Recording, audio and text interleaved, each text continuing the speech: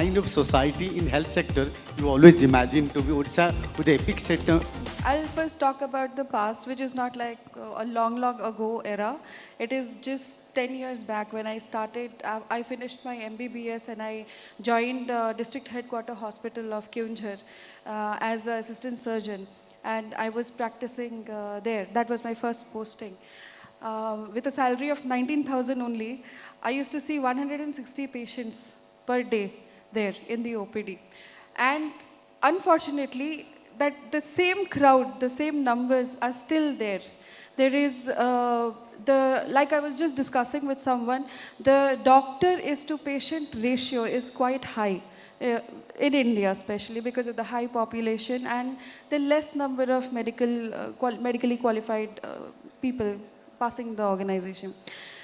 But also I have seen COVID, I have also seen post-COVID and unimaginably the things have changed.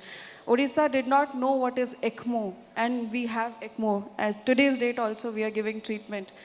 When I started practicing, there was no transplant which was done here, no kidney transplant. Now it is all taking place. Now almost all the hospitals, corporate medical colleges, they are doing liver transplant, lung. Even SCB started the first heart transplant. I think it happened in SCB. So the change is remarkable. That's but true. we also need to expand more and more. You need to scale the things. Yes. The demand and supply. The demand is quite high, but the supply, the number of doctors that we have is very low. It was very appreciable that the government finally decided to expand the number of medical colleges, which was only 3 for a long period of time. So now, hopefully, we will be having a limited balance, much better than before. So you are very much optimistic. Yes, very much. Thank you so much. Thank you.